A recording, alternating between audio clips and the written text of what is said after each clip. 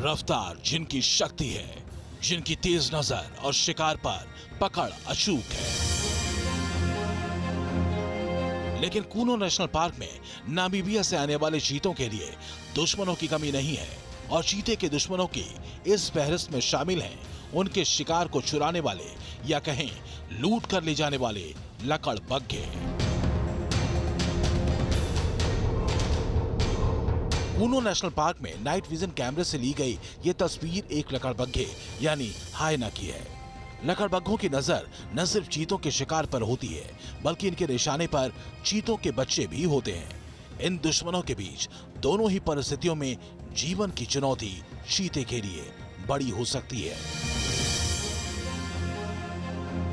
हायना वास्तव में बड़े शातिर तरीके से चीतों के परिवार या शिकार के वक्त उनके शिकार पर हमला करते हैं। इनकी आक्रमण की रणनीति बेहद सधी हुई होती है। लकड़बग्घे क्यों हैं चीते के दुश्मन? हायना क्यों पड़ते हैं चीते पर भारी? इसमें कोई शक नहीं कि चीते के दुश्मनों की फहरिस्त लंबी है। इसमें कई जंगली कार्निवोर्स यानी मांसाहारी जीव तो हैं ही, साथ ही शामिल हैं इंसान।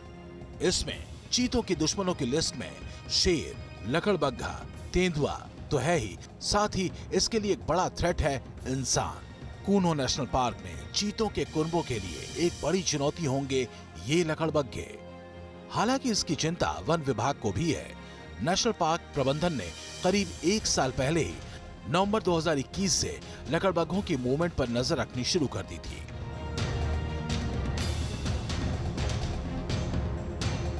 इसके लिए हायना यानी लकड़बग्घों को कॉलर आईडी पहनाने का काम अंजाम दिया जा चुका है। कूनो नेशनल पार्क में करीब 80 से ज्यादा लकड़बग्घे हैं। इतनी बड़ी संख्या के आगे 8 चीतों के एक बेहद छोटे कुनबे के लिए सुरक्षा की चुनौती बड़ी हो सकती है।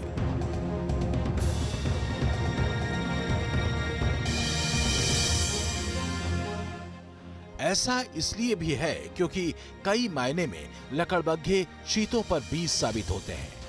मसलन एक वयस्क लकड़बग्घे का औसत वजन 82 किलोग्राम तक होता है।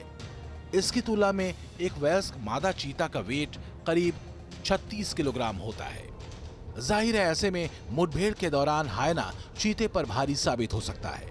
इतना ही नहीं, चीते और हायना के जबड़े की शक्ति में भी बड़ा अंतर होता है।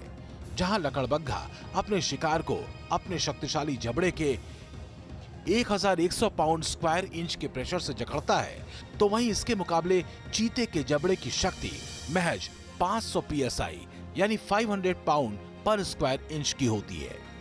लकड़बग्घों की नजर चीतों के शिकार पर होती है। जैसे ही चीते शिकार करते हैं, लकड़बग्घों की टोली वहां पहुंच जाती है। हायना की कोशिश हर हाल में चीतों के शिकार को लूटने या फिर छीनने की होती है और ज्यादातर वो इसमें कामयाब भी होते हैं, खासकर तब जब हायना की संख्या शिकार की जगह पर मौजूद चीतों की संख्या से ज्यादा हो। दिन के वक्त अगर हायना की नजर चीतों के खाने पर होती है तो रात के वक्त लकड़बग्घों का निशाना होते हैं चीतों के बच्चे। हायना गहरी अंधेरी रात में भी बेहद तेज नजर रखते हैं।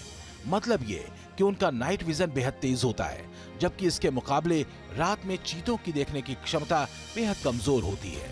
अगर हम स्कैवेंजर्स की बात करें, चाहे उसमें जंगली कुत्ते हों या फिर आपका लकड़बग्घा हो, तो दोनों ही शिकारी हैं और दोनों ही चीते से जो है थोड़े से बलशाली, क्योंकि वो समूह में रहते हैं।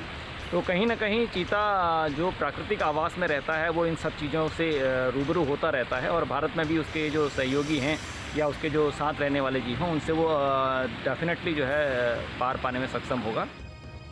यही वजह है कि मादा चीता अपने बच्चों को शाम ढलते ही सुरक्षित जगहों पर पहुंचा देती है। हालांकि देश के वाइल्ड लाइफ एक्सपर्ट्स ने ऐसी तमाम परिस्थितियों को देखते और समझते हुए कूनो नेशनल पार्क को चीतों के लिए देश के दूसरे हैबिटेट से ज्यादा मुफीद माना है।